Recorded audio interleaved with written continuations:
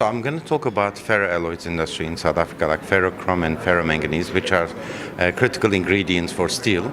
And we have a lot of capacity in terms of ferrochrome and ferromanganese, but there's also a lot of idle capacity. Like in the case of ferromanganese, for instance, there's only one ferromanganese smelter left in the country, that's Cato Ridge, and in 3 months' time, they're going to be closing the smelter.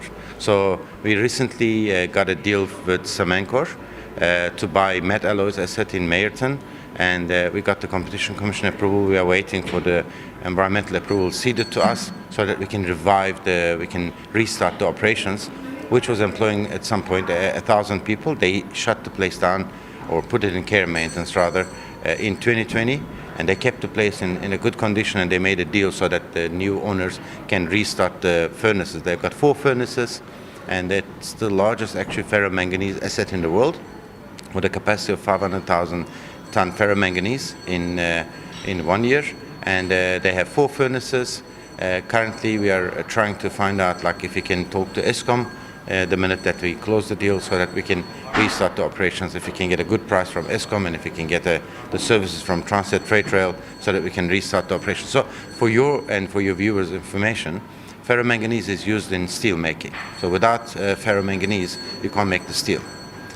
So it's the manganese ore that's produced in South Africa. We are producing 80% of the manganese in the world, and using it in making ferromanganese, taking 37% manganese and making it 65-70% manganese by smelting it, which is critical ingredient, like I said, in steel.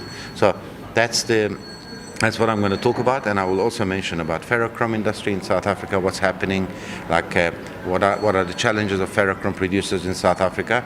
So these are the critical topics that we think that we need to discuss and find out what else can be done to revive these industries in South Africa. Talking about reviving these industries, do you see potential? Yeah, definitely. Look, I think we have the infrastructure, we have human capital, and I think we have the will, we have the interest. The critical thing is obviously the market. So South Africa lost the capacity of producing ferrochrome, most of the capacity, to China. We are again producing most of the chrome in the world, and we export it to China, and China makes ferrochrome and then uses it in steel making. Without ferrochrome, they can't make stainless steel. So we need to bring that capacity back to South Africa, and for that we need actually Eskom to help us, to help the producers. We need Transnet Freight Rail to help the producers, and we see as industry that Eskom and Transnet are very willing to come to the party and then help the producers to make them more competitive. Besides Eskom and Transnet, what other challenges or constraints that were sort of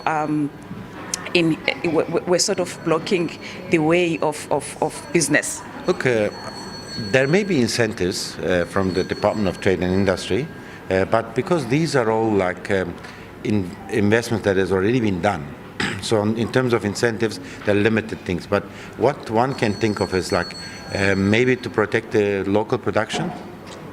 Can certain tariffs be implemented? That's a big question mark. Obviously, it has got international relations. It has got stance of government about these kind of protectionism. But one of the other things, other than Eskom and Transnet, could be DTI coming to the party and making it more attractive to the investors to restart the furnaces.